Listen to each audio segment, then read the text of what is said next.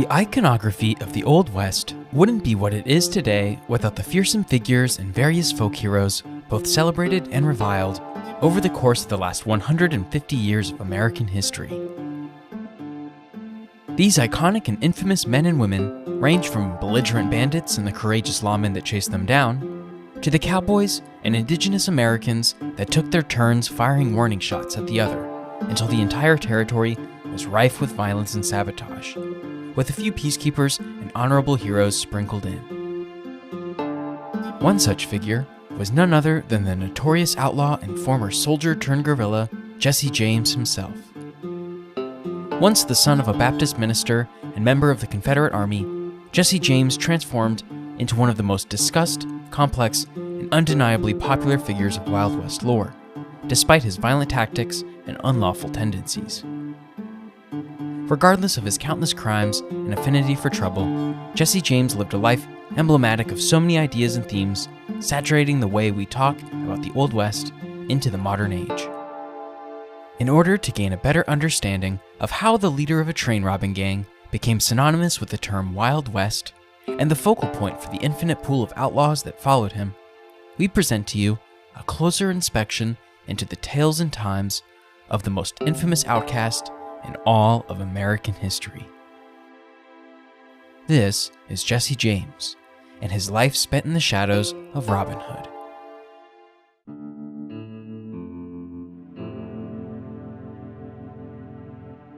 The life of Jesse Woodson James begins in one of the most volatile periods in early American history, and in one of the most volatile regions in all of the Unionized territories, September 5th, 1847, in Clay County, Missouri. Jesse was born to Reverend Robert S. James and his wife, Zerelda Cole James, both former residents of Stamping Ground, Kentucky. The pair had met at a revival meeting and married in 1841. Robert was a successful hemp farmer and Baptist minister, and moved to Clay County after his marriage to help found the William Jewell College in Liberty, Missouri. The James family was of Scottish and English ancestry, but stuck mostly to the culture and lifestyle of the American South. Their part of Missouri was labeled Little Dixie after all, as many in the community were Southern transplants who took with them their way of life to the depths of the Show-Me State. Jesse was the second child to Robert and Zerelda, their firstborn son being Alexander Franklin James on January 10, 1843, who was later known by his nickname Frank. Aside from Frank and Jesse, his folks gave birth to two more children, Robert Jr., who died as an infant in 1845, and a younger sister, Susan Lavinia, born in November of 1849. The James family lived on a 100-acre farm in Centerville, a town now known as Kearney, Missouri. Robert and Zerelda started the ranch from nothing more than a log cabin constructed on the outskirts of the Midwestern wilderness, where the farmland was slowly but surely chiseled into a respectable business. Of course, like many Southern transplants finding a new home in Missouri, the James family had 6 enslaved folks on their farm, including multiple children. Missouri was a border state in the late 1840s, and shared both Union and Confederate ideals. However, 75% of the population hailed from Dixieland, and thus slavery was a focal point for many industries in the territory.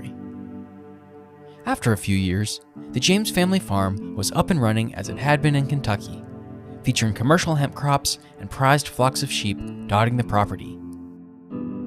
Zerelda James herself was known as one of the hardest workers on the farm, contributing to the family business outside of the time's rural gender roles. She was incredibly strong-willed and independent, a commanding presence that didn't tolerate disrespect from her own children. Meanwhile, Robert focused much of his time at their small Baptist church up the road, where he was a very popular man with the fellow folks of Centerville, Missouri. Many listened to his weekly sermons and respected his community outreach, applauding his public speaking and looking at him as a potential leader in Missouri's future. To their surprise, however, Robert James held a much different goal for his time ahead. He succumbed to the stories of gold coming out of California in the late 1840s, and sought any and every opportunity he could to take his ministry out west. The occasion struck in 1850, mere months after the birth of his youngest and only daughter. Robert informed his family he had been dispatched on a wagon train as the party's chaplain, supporting a group of local men migrating west to join a mining outfit. In April, he gave truth to his word and ventured along the California Trail with the other gold miners, never to be seen or heard from by his family again.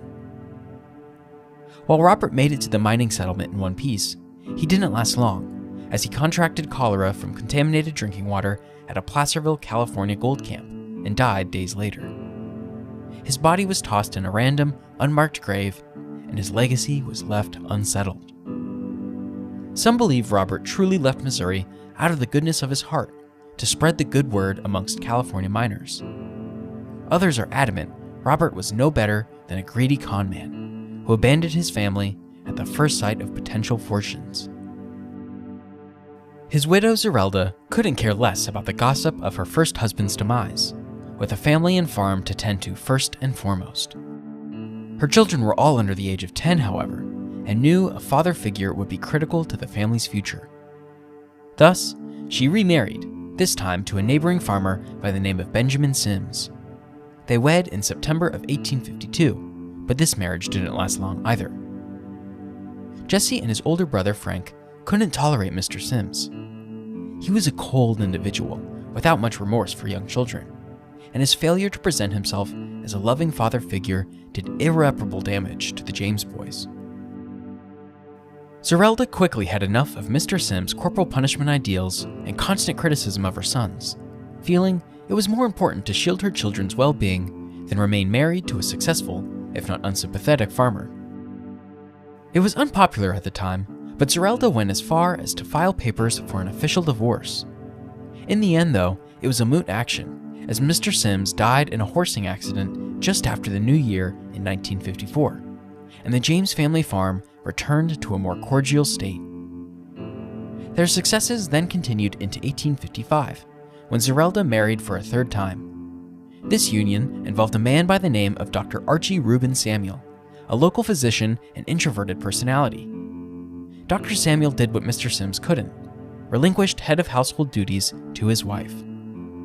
Within months of their marriage, Zerelda and Dr. Samuel purchased additional property, and Zerelda was free to raise her sons exactly as she saw fit. Jesse was the James child to benefit most from the change of circumstances.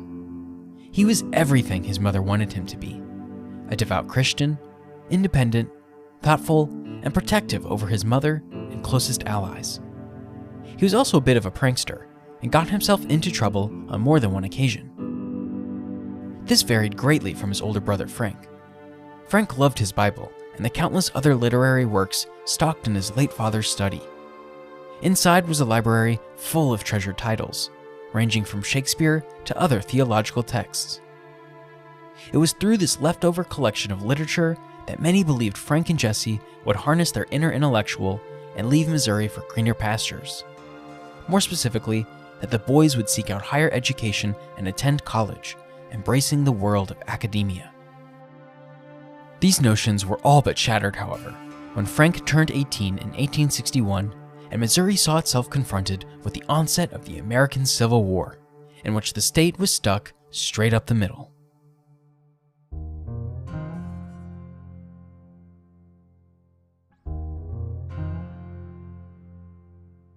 Missouri was a border state at the time of the Civil War, featuring an economy with heavy ties to the northern states of the Union, but a population with heavy ties to the southern states of the Confederacy. This dichotomy brought forth violence and mayhem to the state, starting with the Kansas-Nebraska Act of 1854. Slavery hadn't yet been expanded into the Kansas Territory, and Missouri transplants rushed to the border to influence the vote. These tensions burst into flames when a series of bloody conflicts erupted along the Kansas-Missouri border between militias of both the Union and Confederacy. Clay County was one such hotspot of deadly disagreements. Ultimately, Missouri's state legislature voted against secession. However, that didn't stop the sympathizers to the rebellion from arming up and joining the fight down south. The James family were of these rebels, staunch supporters of slavery, as both bloodlines of the clan held enslaved people throughout their histories. It was to no one's surprise then when Frank decided to forego further education and join the Missouri State Guard in May of 1861, officially fighting on the side of the Confederacy. With the State Guard, Frank took part in various battles, such as the Battle of Wilson's Creek and the First Battle of Lexington.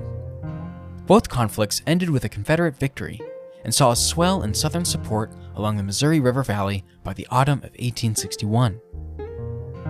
After his short stint with the State Guard, Frank James returned home to his brother later that same year, falling ill as was often seen on the Civil War battlefields.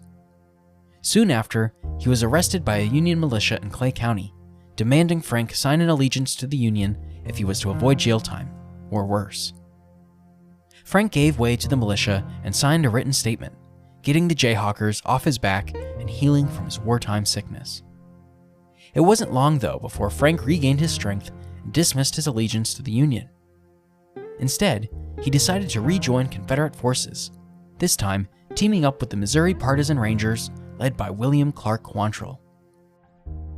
Quantrill's Rangers, or more fittingly referred to as Quantrill's Raiders, were unlike your run-of-the-mill Army squadron or state militia. Rather, the American Civil War saw an influx of guerrilla warfare between Union militias and secessionist forces, sometimes called bushwhackers. Bushwhackers and other Confederate guerrillas were infamous for their unlawful executions, cold-blooded murders, and the scalping of both Union fighters and sympathizers. In 1863, Frank was targeted as a rumored member of the Confederate guerrilla gangs and hunted once more by a vigilante Union militia. They raided the James family farm looking for the eldest brother, only to hang Dr. Samuel from a tree, nearly killing him, and reportedly beating a young Jesse James in an attempt to extract Frank's location. Frank evaded detection from the militias and in response only ramped up his efforts with Quantrill's Raiders. One such event was the Lawrence Massacre in Lawrence, Kansas in August of 1863. Also known as Quantrill's Raid, the massacre saw over 150 abolitionist men and boys killed at the hands of the guerrilla gang. The victims were unarmed and known for their staunch stance against pro-slavery plantations. The raid was equal parts bloody and brutal. Starting at around 5 o'clock in the morning, when most of the residents of Lawrence were still asleep, Quantrill, Frank, and the rest of the gang barged through town, looting local homes and burning down businesses, killing anyone who stood in their way. After the death count nearly reached 200, Quantrill and company rode away from Lawrence while the town crumbled into ruins, smoke stretching towards the sky as the Confederacy laid waste across the expanding frontier. A few months later, Frank continued on with Quantrill's Raiders, heading south to Sherman, Texas, and carrying out raids in the area throughout the winter of 1863 and into 1864. Back in Missouri, Jesse remained loyal to his family, working on the farm between daydreams of joining his brother on the vigilante battlegrounds of the Confederacy. He had grown tired of missing out on the action, and after his near-death run-ins with the Union militia, he felt the hatred in his soul fester until he was a full-on rebel himself. In early 1864, Frank James returned to his family farm, alongside the rest of the gang. It was here that Frank finally asked Jesse, just 16 years old at the time, if he wanted to join their bushwhacking outfit. Jesse had been pining to run off with the Raiders for months, and didn't hesitate to commit his support to Quantrill and company as soon as a spot was offered. Of course, both Jesse and his older brother promised their mother Zerelda that they would return as often as they could, not wanting to forsake the farm and leave the rest of the family in the dust of the Civil War. Zerelda knew her boys would be able to take care of themselves, their hard-headed independence impossible to miss. Thus, Jesse and Frank set out, this time with a crew led by a Confederate rebel named Fletch Taylor. That summer of 1864, Fletch was nearly killed and lost his arm to a point-blank shotgun blast. In turn, the James brothers were hot on the recruiting trail, looking for additional Confederate sympathizers to join their company. Of course, the more gnarled and embattled the outlaw, the better. These efforts saw the inclusion of many notorious desperados, including a fellow guerrilla soldier, William Bloody Bill Anderson, and the 4 younger brothers, named Cole, James, John, and Robert. Commanded by Bloody Bill, the gang embarked on numerous raids and small-scale attacks around Missouri and like-minded border states. One such raid was the Centralia Massacre, occurring in Centralia, Missouri in September of 1864. Just weeks after Jesse suffered a major wound to the chest, he rode into Boone County with Frank and the gang and didn't look back. In the mid-morning hours, 80 or so Confederate guerrillas, with a few dressed in stolen Union Army uniforms, threw up a blockade that cut off the North Missouri Railroad in downtown Centralia. While some of his men descended upon the townsfolk and looted their storefronts, Bloody Bill and the James brothers stayed back on the rail line. They awaited an incoming Union train service filled with 125 passengers. About 100 were civilians, while the remaining 24 were Union soldiers on their way home north after the Battle of Atlanta a couple months prior. When the train was stopped in Centralia, Bloody Bill and company hopped aboard and divided the group between civilians and soldiers. He then asked their commanding officer, one Sergeant Thomas Goodman, to step forward. After Goodman approached the gang, Bloody Bill and his men fired upon the rest of the Union soldiers, killing each and every one of them. After their deaths, the guerrillas proceeded to mutilate and scalp some of the bodies, trophies for their newest act of rebellion. Later that afternoon, while celebrating in stolen whiskey and bloodstained shoes, the Confederate raiders were confronted by Major Andrew Vern Johnston, commander of the 39th Missouri Infantry Regiment. The mounted squadron included 146 men on September 27th, but they were warned that Bloody Bill's raiding party was well equipped for armed conflict. Major Johnston ignored the sentiments, however, and ordered his men to dismount as they approached the Confederates, forming a line of battle across from Bloody Bill's men.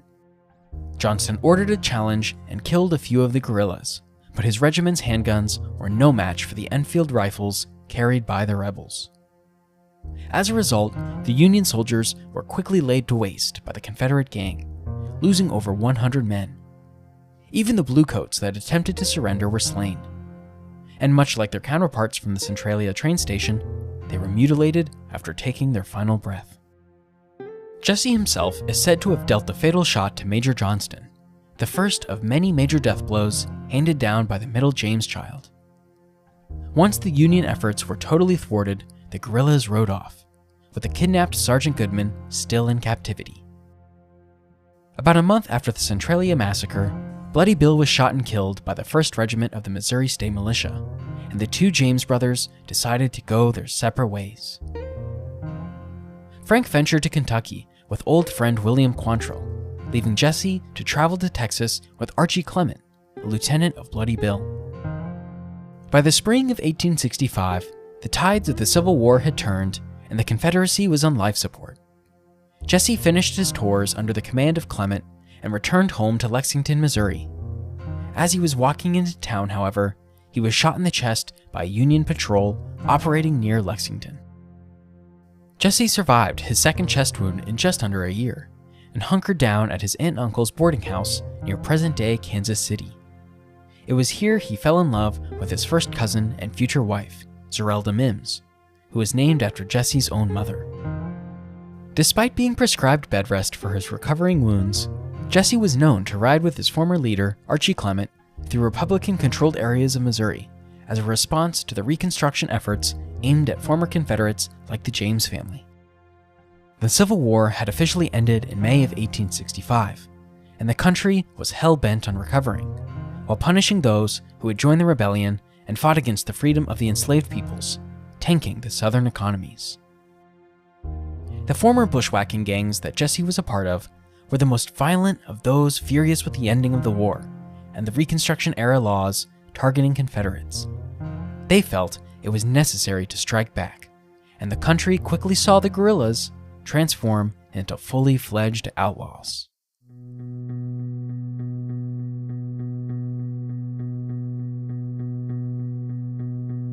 One of the first major stings attributed to Jesse James as a Confederate soldier turned outlaw was the Clay County savings robbery in Liberty, Missouri on February 13, 1866.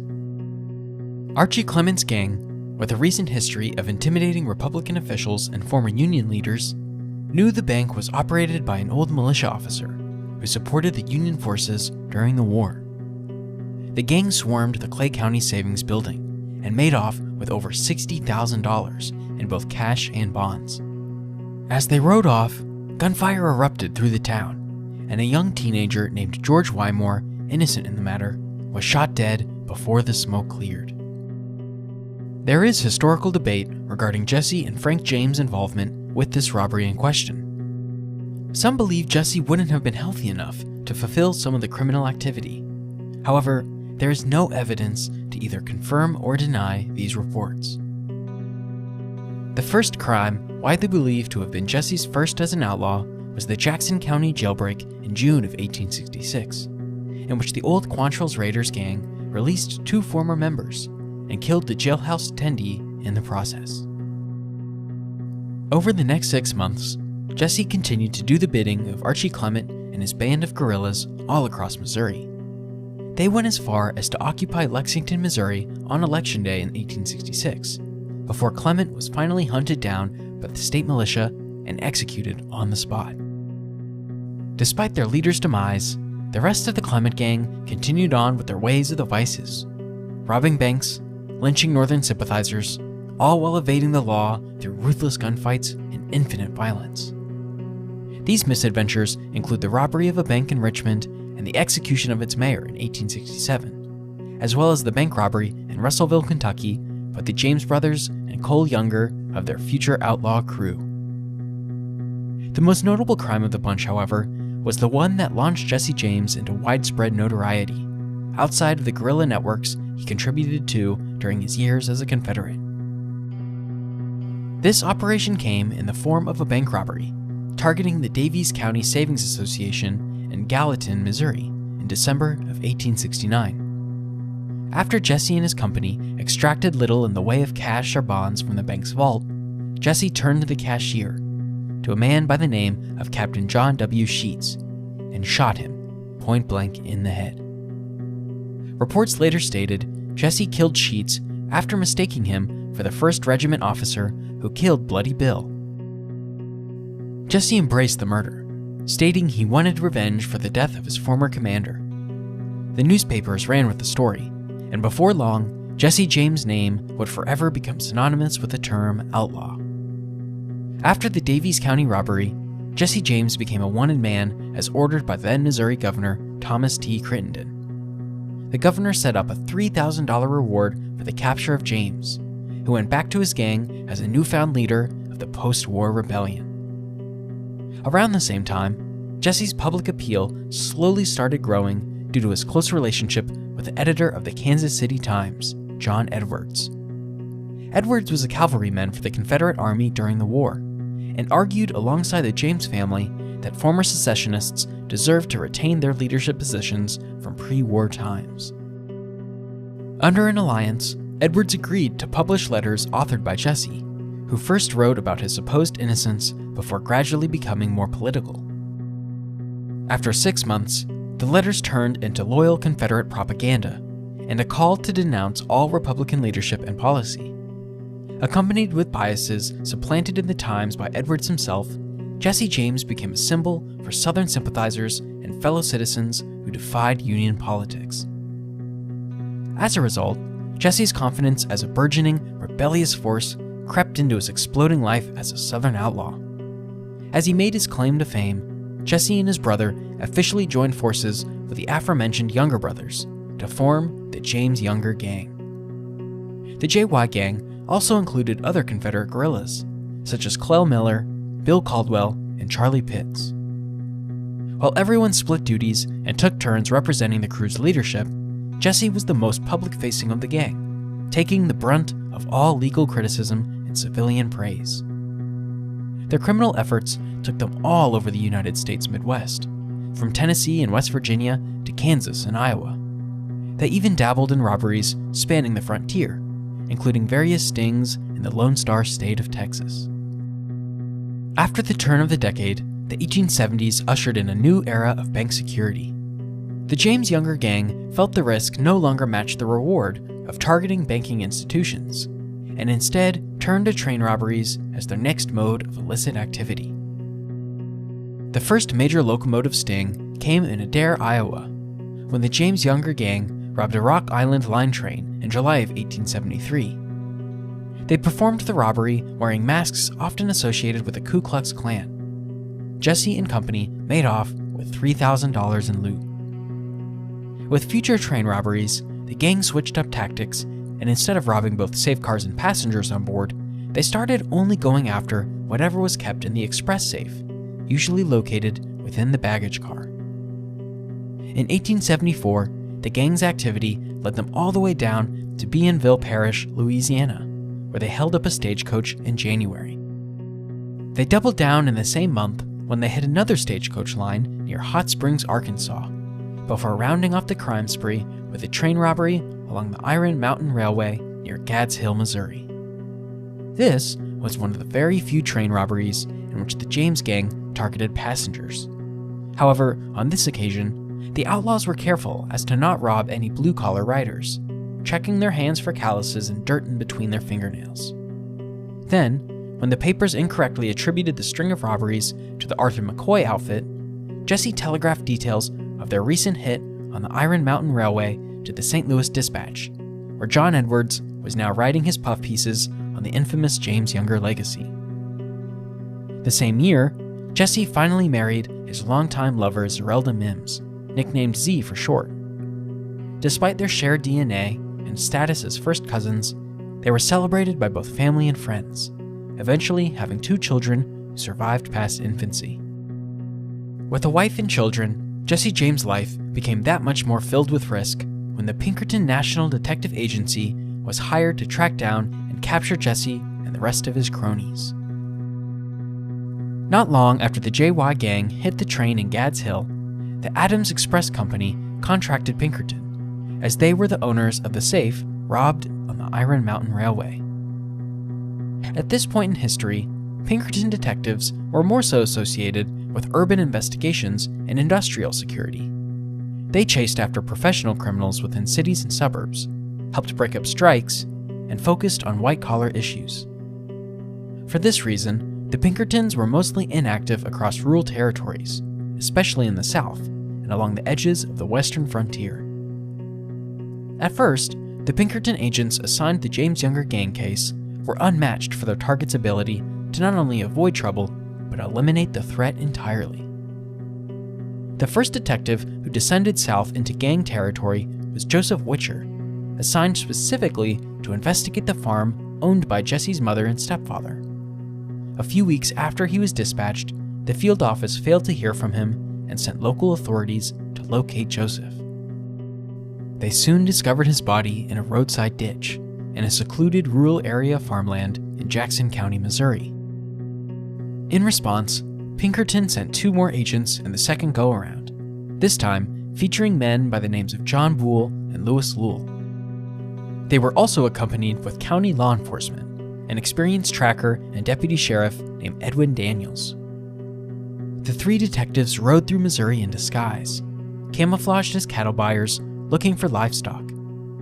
By spring of 1874, word had reached the James Younger gang of the trio's approach, and 2 of the Younger brothers planned a sneak attack. On March 7, 1874, they leapt out in front of the 3 detectives on a country road in Monegaw Springs, Missouri, killing Sheriff Daniels with a single gunshot.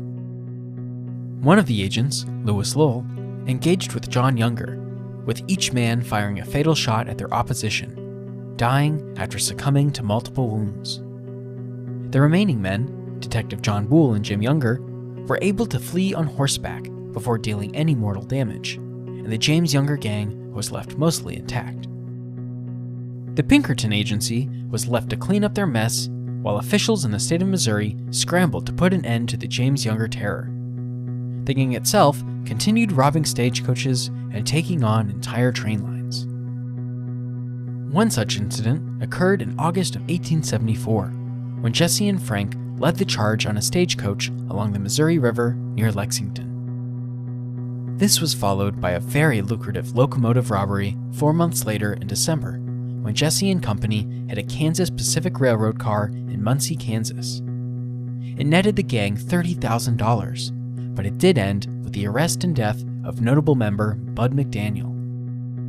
Intolerable to the recent string of failures by all forms of law enforcement, the founder of Pinkerton and lead detective himself, Allan Pinkerton, took over the bounty on the James Younger gang.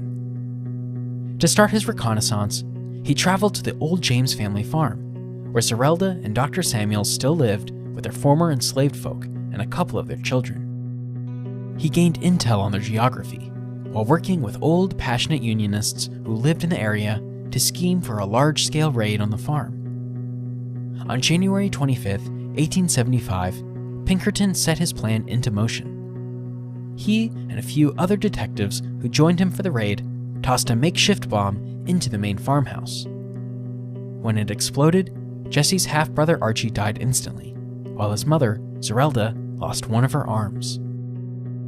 In the end, the James farm raid did more to hurt the efforts of law enforcement than help. Despite the Pinkerton agency's repeated claims that they only intended to push Jesse and his gang into the open rather than burn his family's house down, the Confederate sympathizers and an entire community near Kearney, Missouri weren't so sure. As soon as the former Confederates were allowed to vote and hold public office again, they came very close to passing legislation that would have given both the James brothers and surviving younger brothers amnesty for their crimes. They also pushed to extend a law that put a restriction on Missouri officials from raising the reward money offered for wanted criminals. The governor of Missouri had only ever raised his bounty incentives for Jesse and Frank James, and thus a bind on these executive powers would effectively protect the gang more so than any other law. The thought was that if the reward wasn't high enough for detectives and bounty hunters to risk their lives bringing in the most notorious outlaw in America, the James brothers wouldn't and couldn't be captured. Pinkerton and his top agents continued to chase down Jesse and his crew up until April 12, 1875, when one of the former Unionists, Daniel Askew, who was rumored to be the mastermind behind the James family farm raid in January, was assassinated by a member of the gang. From here on forth, Pinkerton's agents backed off of the assignments, and the JY gang was left to operate with restored freedom, albeit temporarily. Eventually, sometime in 1875, Jesse and Frank convinced their mother and surviving family members to move to Nashville, Tennessee, to avoid the prying detectives and their future raids in rural Missouri. Once the men were set up in Nashville, Jesse once again put himself back into the Southern spotlight with more published letters finding their way into the local paper. These positioned Jesse as nothing more than a heroic martyr and proud Confederate, as he claimed everything he did was for good.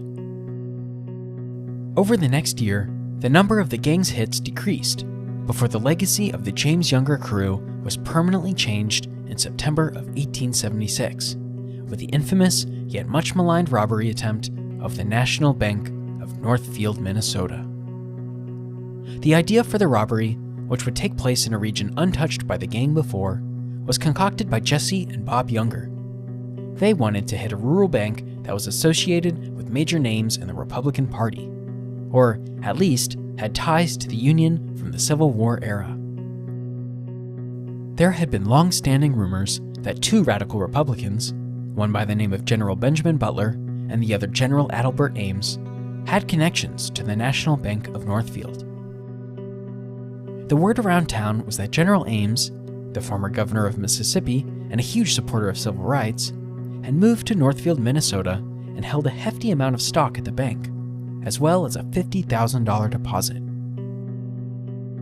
As a result, a huge faction of the JY gang made their way to St. Paul, Minnesota by train, including Jesse and Frank James, the three surviving Younger brothers, Charlie Pitts, Bill Chadwell, and Clell Miller. Once they arrived in St. Paul, they split up into groups, with each group heading to a different side of Northfield. One group set up camp in Mankato, with the other group camping in Red Wing. A couple of days before the robbery, the gang then went about purchasing only the finest horses in all of Minnesota, before scouting the nearby locales, making detailed notes of the terrain and potential rendezvous points along the Cannon River.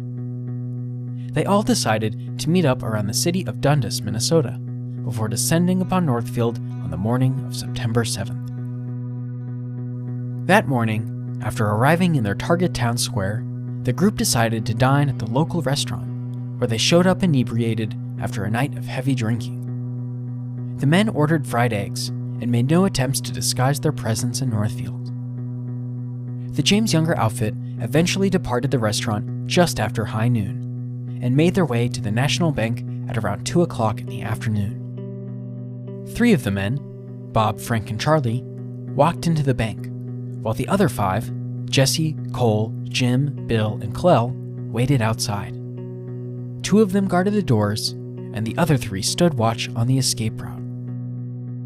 As the men entered the bank, a Northfield citizen by the name of J.S. Allen noticed what was happening and shouted across town that the bank was under siege and for the men to collect their weapons. In just a few minutes, the James Younger gang was under heavy fire by the residents of Northfield. Many of the attackers crouched behind barrels and hid within storefronts, firing at the crew of outlaws without mercy. Clell Miller was quickly killed by a Northfield medical student by the name of Henry Wheeler, whose position at the Damier House Hotel gave him a clear shot at the gang. Bill Stiles also fell victim to the barrage of gunfire, getting shot by a resident named A.R. Manning. Meanwhile, the rest of the James Younger outfit attempted to carry on with the robbery.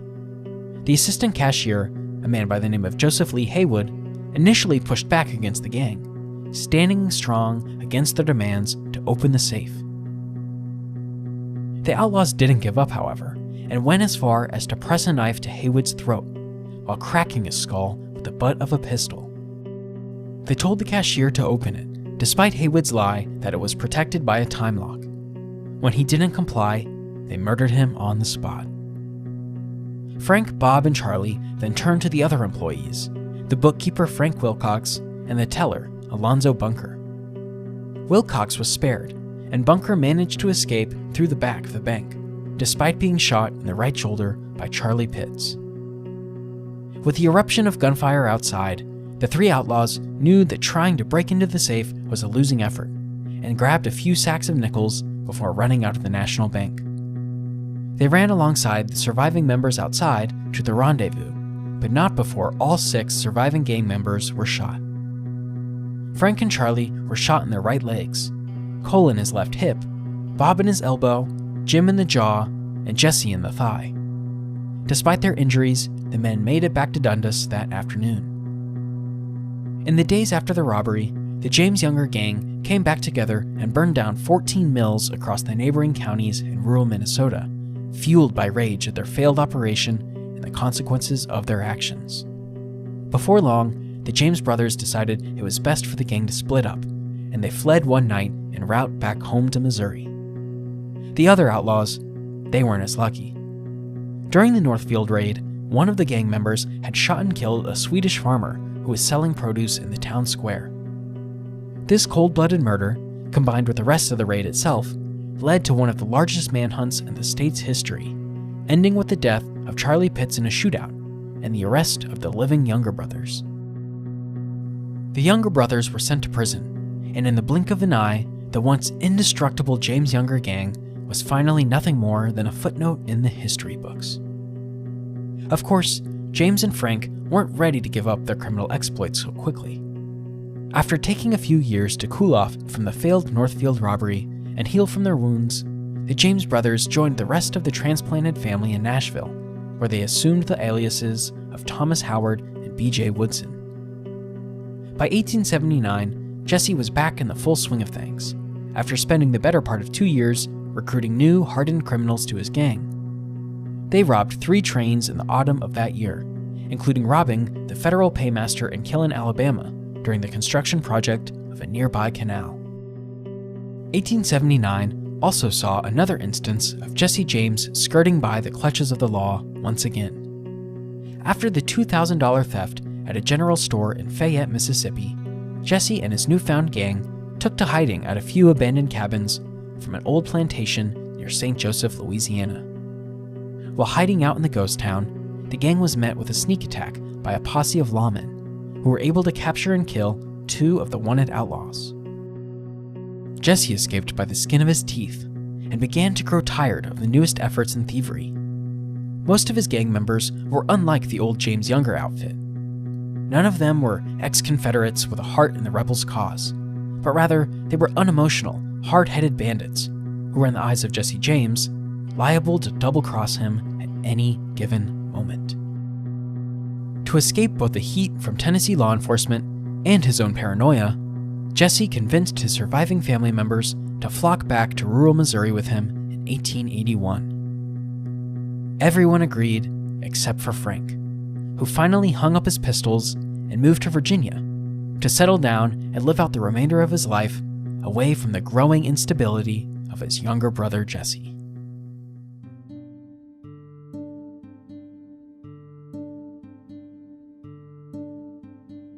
Through the many reshufflings of Jesse James' gang, 2 men would eventually become the final members who gained any semblance of trust by the notorious ringleader.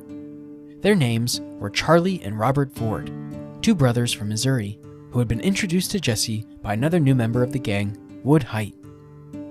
Charlie and Robert were first active with Jesse James during their infamous Blue Cut train robbery near Glendale, Missouri in September of 1881, exactly 5 years to the date of the Northfield, Minnesota raid. The robbery finally pushed Governor Thomas T. Crittenden over the edge, forcing his hand and finally putting an end to Jesse James' reign of terror. Unable to up his reward thanks to the Confederate politics of the 1870s, Crittenden turned to the railroad industry for help.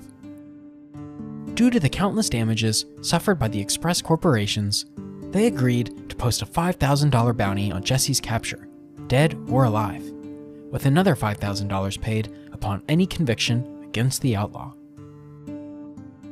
These prices never escaped the minds of Jesse's men, even in his most devout followers like Charlie and Robert Ford. Jesse, constantly sensing betrayal from most of his men, trusted the Ford brothers enough to request that he stay at their home, both out of protection and out of interest for their sister, Martha Bolton. In January of the following year, when Jesse was away from Ray County, Missouri, Robert Ford surrendered to Sheriff James Timberlake alongside Dick Little. The men were wanted for questioning regarding the death of a fellow gang member and the man who recruited the Fords, Wood Hite. Instead of arresting both of the men, however, Sheriff Timberlake brought Robert Ford to a room occupied by Governor Crittenden himself. Crittenden told Ford that if he was able to capture or kill Jesse James, he would pardon him for his crimes, as well as ensure that the handsome reward would be paid promptly.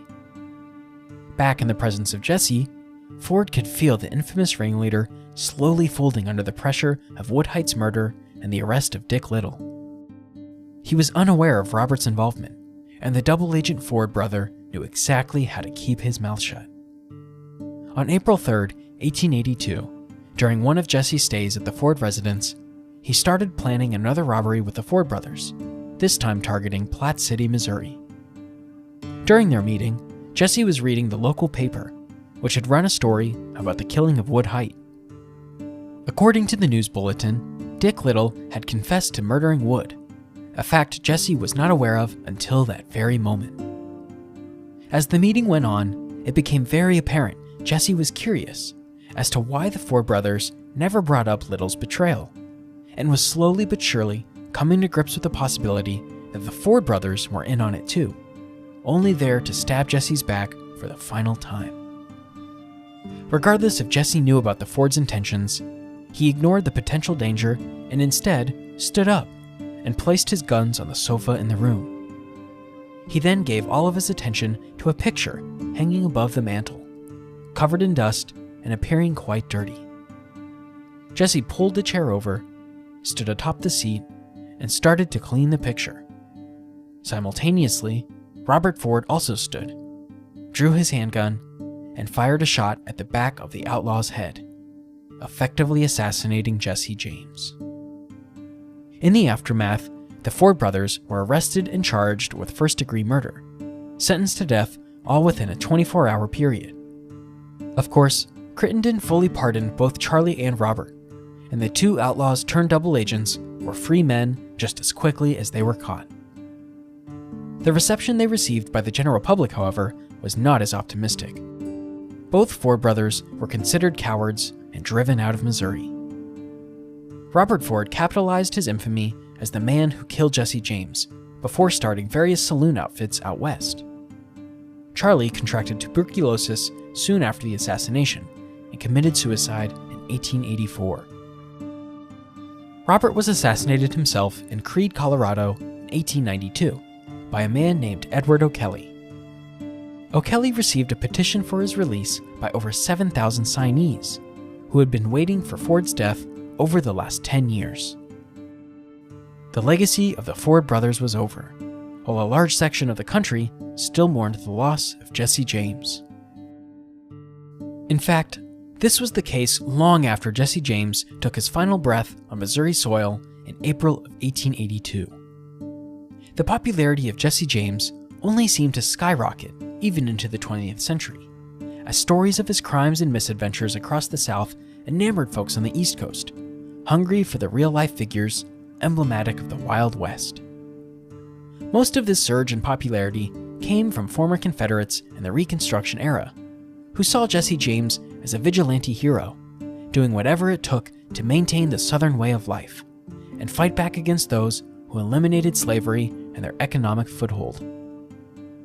The boost in legacy also came from the presence of Jesse James in the media throughout his tenure as a menacing outlaw, aided by his connections to John Edwards and the newspapers. After his death, Jesse James became the central character in various dime novels, retelling his exploits as folktales that displayed the era of resistance and rebellion Jesse James manifested during his later life. These publications then captivated folks who longed to hear the scandals and other criminal tales coming out of the Western frontier. It gave rise to the American fascination with the antagonists of the Wild West and true crime in general, as people looked past the James Gang's apparent racism and war crimes and found inspiration in their ringleaders' demeanor. It was through the further fictionalized stories of Jesse James that planted the idea he was actually more like Robin Hood than an actual thief. Narratives were set that Jesse James stole specifically from the rich to then feed the poor, protecting the blue-collar farmer from the white-collar corporate man. In reality, there is no historical proof that Jesse James ever split up his stolen goods with anyone outside of his own gang and immediate family. While it's true he offered protection to his closest allies and respected his hometown neighbors, it was all a performance and a quest to spread an ideology, to get rich on the idea that crimes against his enemy were justified. As a result, the idea of Jesse James operating under the shadows of Robin Hood is nothing more than political fodder during the Progressive Era in the late 19th century, early 20th century America, of which Jesse James became a symbol of resisting an oppressor. It wasn't until the 1850s that the legacy of Jesse James corrected the false myth that he was a figure of the Western frontier. Rather, historians started painting Jesse as the evil and emotional man he truly was. It became apparent in the messaging of historians that Jesse James suffered from psychological disturbances and delusions of grandeur, dead set on carrying on a cause that was slowly unraveling in a rebuilding United States. He was a Confederate guerrilla and a domestic terrorist, a cold-blooded killer and master of manipulation. He was no Wild West desperado or folk hero of manifest destiny, but still poses as a fascinating staple to the lore and history of an expanding United States. As of today, the legacy of Jesse James continues to be one of contention, as many still see the maligned Missouri Bandit as a hero in modernized neo-Confederate movements. Others acknowledge the atrocities he committed across his life, understanding there really isn't much that makes him a protagonist in the story of America. Regardless of how he is seen, one thing remains true. The life and times of Jesse James will continue to be both romanticized and criticized in the popular culture of the present day. Films and TV serials and music and novels will continue to be made, featuring one of the most destructive yet impactful people of the 19th century, with all of his inglorious bloodshed and detailed madness front and center. In the end, it's just for the world to know exactly who Jesse Woodson James truly was. A blood-stained footprint on the frontier.